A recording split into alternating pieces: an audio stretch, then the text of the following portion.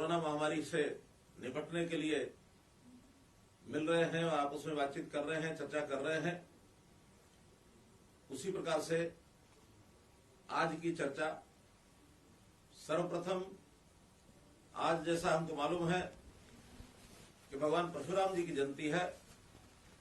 भगवान परशुराम जी की जयंती के अवसर पर मैं आप सबको बहुत बहुत बधाई और बहुत बहुत शुभकामना देना चाहता हूं।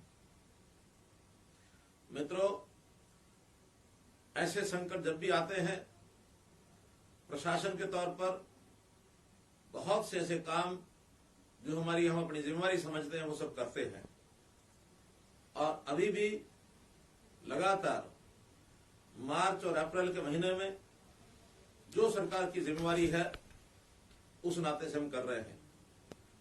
हर विभाग जनता की सेवा के लिए लगा है और उसमें हम लोग अपने अपने विभाग के अनुसार जो जो चीजें करनी है वो सब कर रहे हैं। लगभग 12 से 15 विभाग ऐसे हैं जो अलग अलग सेवाओं में लगे हैं। सभी विभागों ने अपने अपने तौर पर अपने कार्यक्रम बनाए हैं, जनता तक पहुंचा रहे हैं। कई बार तो ऐसा लगता है कि सब विभागों की सब जानकारियां जनता को होती नहीं है, पूरा लाभ वो लोग उठा नहीं पाते हैं।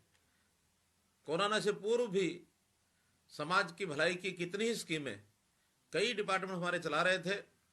उस समय हमने टेक्निकल सब विषयों को ध्यान में रखते हुए अपनी टेक्निक, आईटी इसको आगे बढ़ाते हुए सेवाएं ऑनलाइन की। ई दिशा केंद्र खोले, सरल केंद्र बनाए गए, अंत्योदय केंद्र के माध्यम से भी जनता को सेवाएं दी गई। गांव-गांव में कॉमन सर्विस सेंटर CSCs ये बनाए गए, बड़ी संख्या में लोगों को लाभ दिया गया। उसी अनुसार अभी कोरोना के समय में भी हर व्यक्ति की जो भी कोई दुखी है, पीड़ित है, जिसको कोई कष्ट है, उनके लिए कई कार्यक्रम हमने चलाए। अलग अलग ऑनलाइन सिस्टम से, अलग अलग ऐप के माध्यम से ये सब चीजें आप तक पहुंचाई गई। लेकिन हमें ध्यान में आ रहा है कि बहुत लोगों को इन सब सुविधाओं का समय पर लाभ नहीं मिल पा रहा है। हमने हेल्पलाइन भी बनाई है। लगातार हर दिन हमारे पास 5,000 से 8,000 तक टेलीफोन कॉल्स आती हैं और ये तो केवल कोरोना से संबंधित के में आती हैं। अगर हम अन्य विभागों को भी साथ जोड़ लें, अर्थात फसल, किसान, मंडी, प्रोक्योरमेंट का विषय या ऑनलाइन हेल्थ सर्विसेज, डॉक्टर से जो लोग टेली मेडिसिन के माध्यम से दवा लेना चाहते हैं, ये सब विषय यदि इनको जोड़ते हैं तो और डबल संख्या ये हो जाती है। अब इन सब चीज़ों को एक साथ एक जगह पर लाकर और एक सुविधा ऐसी दी जाए ताकि किसी को भी किसी चीज़ की आवश्यकता हो तो हम एक ही क्लिक बटन से अपने मोबाइल के माध्यम से उसको प्राप्त कर सकें।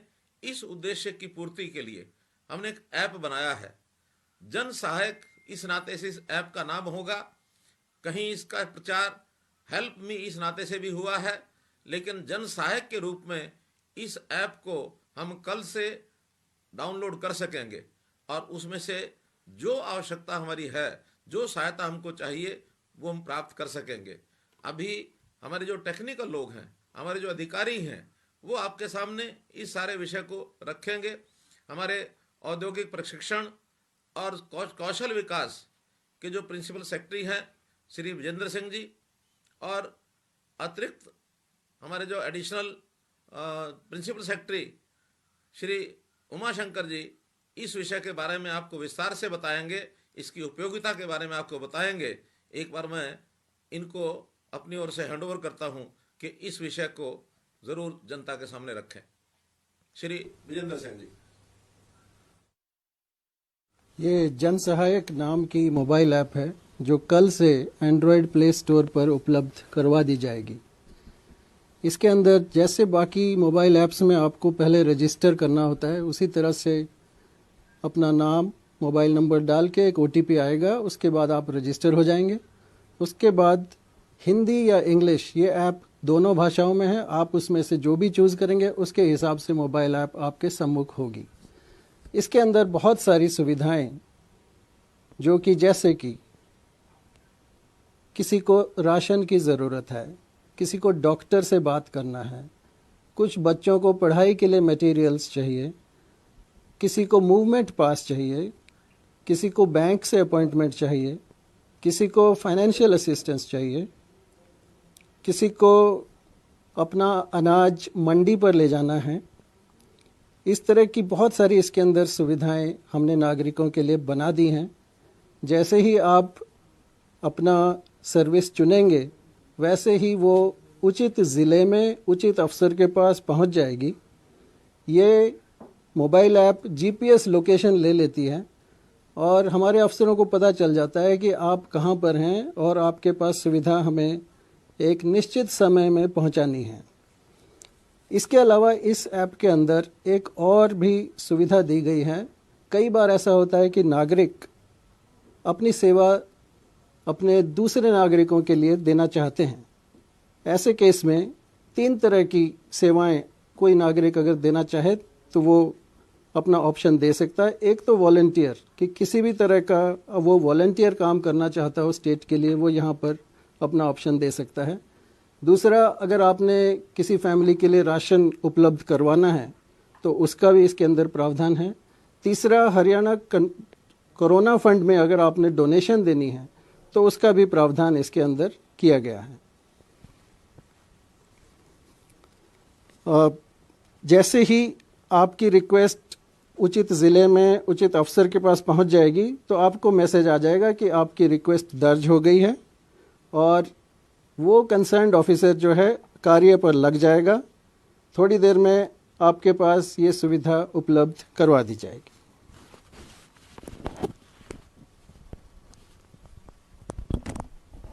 श्री उमाशंकर जी, ये ऐप बनाने में एक सोच थी हमारे मुख्यमंत्री जी की और हरियाणा सरकार के तरफ से, जो इस कोरोना के समय में अलग अलग तरीके से सरकार आपके साथ आपके तत्पर खड़ी है, उसको सब एक छत पे ले आए ताकि सारी सुविधा हम एक छत के माध्यम से आपको उपलब्ध कराएं। इस ऐप को बनाने में एक हरियाणा का नागरिक जो सामने आया और कहा कि मैं इस ऐप को बनाने में सरकार की सहायता कर सकता हूं, और 2 हरियाणा के युवा होनहार अधिकारी, एक एचसीएस अफसर जो अंडर ट्रेनिंग है और एक आईएएस अफसर ने मिलके इस ऐप की संरचना करी है। इस ऐप में अगर किसी को राशन की जरूरत है, कुक्ड फूड की जरूरत है, पका हुआ भोजन, वो अपनी चॉइस कर सकता है। सिस्टम अपने आप चेक करता है और चेक के माध्यम से जिसको राशन की जरूरत है और राशन उसको अन्य जगह से मिल नहीं पा रही है, उसको राशन की सुविधा, एक डिस्ट्रेस टोकन मिलेगी जिसके तहत वो राशन की दुकान में जाके मुफ्त में अनाज ले सकता है। इसी तरह अगर डॉक्टर की भी जरूरत है तो इस ऐप के माध्यम से टेलीमेडिसिन की सुविधा प्रयोग की जाती है। किसी को एम्बुलेंस या किसी अस्पताल में जाने की जरूरत है तो यह एम्बुलेंस की भी बुलाने की सुविधा इसी ऐप में प्रदान की गई है। अनेक इसी तरीके से जो कोरोना में लॉकडाउन के माध्यम से बच्चे अपनी पढ़ाई नहीं पूरी कर पा रहे हैं या पढ़ाई में मन लगाना चाहते हैं, तो लर्निंग रिसोर्सेज जो हैं वो सारे इकट्ठे एक ही छत पे दे दिए हैं। आप लर्निंग रिसोर्सेज के तरफ चले जाएंगे तो वहां पर आपको हायर एजुकेशन के सारे कोर्सेस मिलेंगे। उस जो कोर्स आप लेना चाहते हो, पढ़ना चाहते हो, तैयारी करना चाहते हो, वो आप वहीं से लेके तैयारी अपनी करा सकते हैं। किसी ने अगर वित्तीय सहायता के लिए एप्लीकेशन दर्ज कराई है तो वो अपना स्टेटस इसी पे देख सकता है कि क्या उसके पैसे उसके अकाउंट में आ गए हैं, नहीं आए हैं। बैंक जाने की जरूरत हो तो बैंक के माध्यम से भी किया जा सकता है। बैंक जाने के लिए कोई टाइम भी निश्चित किया जा सकता है। बैंक अपने आप वो टाइम निश्चित करके आपको समय सूचित कर देता है और आप उस समय पे बैंक जाके अपने काम पूर्ण कर सकते हो। अगर कोई ये चाहता है कि घर में आके कैश होम डिलीवरी करें आपके बैंक अकाउंट से, तो इसकी भी सुविधा प्रदान की गई है, जहां पोस्टल बैंक के माध्यम से बिना किसी खर्चे से आपके अकाउंट से पोस्टमैन डाकिया आके पैसा आपके घर दे आएगा। मैं ये उम्मीद करता हूं कि लोग इसको आजमा के भी देखेंगे ताकि उनको ये सुविधा लेने में आसानी पड़े कि होम डिलीवरी सामान की नहीं कैश की भी हो सकती है। ये एक जनमानस जो हम इसमें लाना चाहते हैं वो ये है कि जो सुविधा लेना है, जिसको मदद की जरूरत है, वो इस ऐप के माध्यम से आए। जो दूसरों की मदद कर सकता है वो भी इस ऐप के माध्यम से अपनी इच्छा जाहिर कर सकता है, अगर अपना वॉलंटियर की तरह काम करने का, या पैसे डोनेट करने का, या किसी परिवार को मदद करने के लिए। ये मुख्यमंत्री जी का एक और हरियाणा सरकार का एक प्रतीक है, ये मानस है कि हम हर नागरिक की, हर आदमी की दर पे हम ऐसी सुविधा प्रदान करें जो वो चाहता है। और मुझे उम्मीद है कि इस छत्र छाया में नागरिकों की जो जरूरत होगी हम प्रदान कर पाएंगे।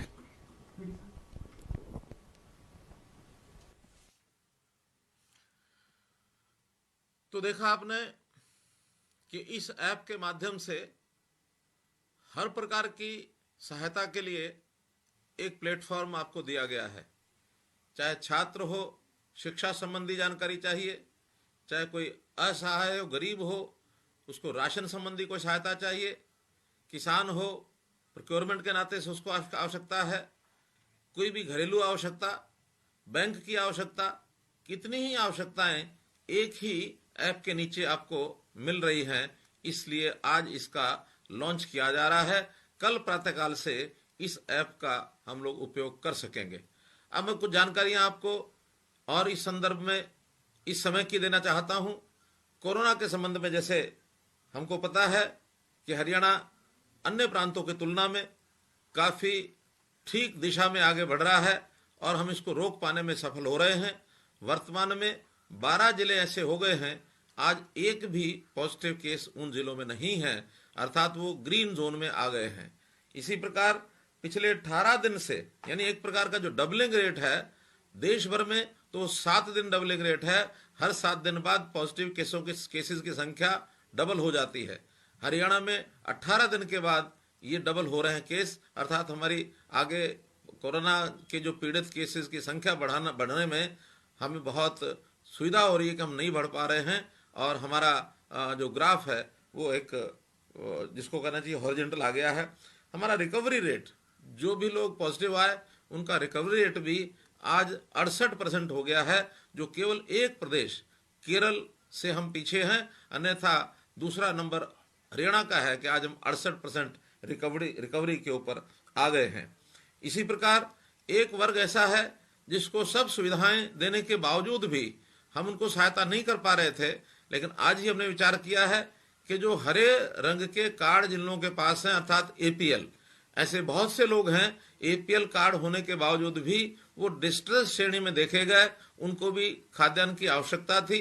जो लोग वास्तव में गरीब थे, किन्हीं कारणों से उनका बीपीएल कार्ड नहीं बन पाया था, ऐसे लोगों को शायद अभी तक सहायता सुविधा नहीं मिल पा रही थी। लेकिन हमने विचार किया कि जिन्होंने अप्लाई किया हुआ है, कम से कम 3 महीने के लिए 30 जून तक उनको राशन की दुकान पर मुफ्त राशन देने की बात जो भी एक सूची के आधार पर नीचे से रिकमेंड होकर के आई है, ऐसी 1,40,000 लोगों को सीधा राशन देने का भी आज हमने ये पोर्टल खोल दिया है और कल से उनको डिस्ट्रेस कूपन ये जारी होने शुरू हो जाएंगे। जहां तक ग्रीन एरिया जो 12 जिले मैंने बताए हैं, उनमें औद्योगिक संस्थान और वाणिज्यिक संस्थान इनके खुलने की बात है, अथवा ग्रामीण क्षेत्र में दुकानें खुलने की बात है, मोहल्लों में दुकानें खुलने की बात है। कल से उन लोगों को दुकानें खुलने की सुविधा ये हो जाएगी ताकि जो लोग अप्लाई करेंगे उनको तुरंत उसी समय उसका ऑनलाइन परमिशन देने का प्रावधान हमने किया है, ताकि ऐसे स्थानों पर भी वाणिज्यिक संस्थान, औद्योगिक संस्थान और मोहल्लों की दुकानें ये सब खुलने के लिए रास्ता साफ हो गया है। ऐसे ही जैसा हमने बताया कि सारी सुविधाएं हम दे रहे हैं, ये भी ठीक है। संकट बड़ा है, चुनौती बड़ी है, लेकिन कभी कभी कहा जाता है चुनौती जो भी चैलेंज होता है कभी कभी अवसर भी लेके आता है, अपॉर्चुनिटीज भी लेके आता है। तो हम लोगों ने उसका लाभ उठाते हुए एक बड़ा कार्यक्रम और भी चलाया है कि प्रशासनिक दृष्टि से भी, सामाजिक दृष्टि से भी जो वॉलंटियर्स यानी सेवा भाव रखने वाले लोग, इन सबको मिला करके हमने नीचे अंतिम कड़ी तक एक सिस्टम बनाया है लोकल कमेटीज का। और वो लोकल कमेटीज पूरे प्रदेश में ये लगभग 20,000 की संख्या ये बनाई जा रही है। और जहां हमने ऐप के माध्यम से सब जानकारियां आपसे लेने की कोशिश की है, वहीं हमारी जो स्थानीय ये जो कमेटीज हैं, लोकल कमेटीज, वहां 5 से लेकर 11 तक लोग होंगे, जिसमें सरकारी कर्मचारी भी होंगे, सामाजिक संस्थाओं के लोग भी होंगे, उसमें वॉलंटियर्स भी होंगे, उसमें सोशल वर्कर्स भी होंगे, राजनीतिक संस्थाओं के लोग भी होंगे, धार्मिक संस्थाओं के लोग भी अपने आप को शामिल करा सकते हैं। ये सब शामिल कराने के लिए वहाँ के लोकल एडमिनिस्ट्रेशन के माध्यम से अपना नाम जुड़ा सकते हैं, ताकि हम अपनी लोकल कमेटी में जाकर लोगों की सेवा कर सकें। वास्तव में जो गरीब है उसकी सहायता करना ये हमारा काम है। हाँ, यदि आप भी किसी की सहायता करना चाहते हैं अथवा सरकार के माध्यम से कोरोना रिलीफ फंड में भी आप योगदान करना चाहते हैं, वो भी आप इस ऐप के माध्यम से अथवा लोकल कमेटी के माध्यम से जानकारियां दे सकते हैं। आज एक ऐसा अवसर आया है जब हम आजादी के बाद एक ऐसे समय पर आकर खड़े हुए हैं कि समाज के सोचने की धारा इसको हम बदलने जा रहे हैं। समाज खुद बदलने जा रहा है, सामाजिक संस्थाएं इसमें जोरों से लगी हैं। तो आज सोच का प्रकार बदलेगा कि अब इस संकट में पूरे परिवार की सहायता हम सब लोग करेंगे। हम एक परिवार हैं और परिवार के नाते मानवता की सेवा करना हमारा धर्म है। इस ओर हम आगे बढ़ रहे हैं। कोरोना से जल्दी हमको छुटकारा मिलेगा, कोरोना हारेगा और निश्चित रूप से हरियाणा से कोरोना हारेगा, भारत से भागेगा। यही बात मैं हमेशा कहता रहा हूं। आज इस अवसर पर पुनः मैं आशा करता हूं कि हम सब लोग एकजुट होकर के इस काम में कार्य करेंगे। बहुत बहुत धन्यवाद, बहुत बहुत आभार, नमस्कार, जय हिंद,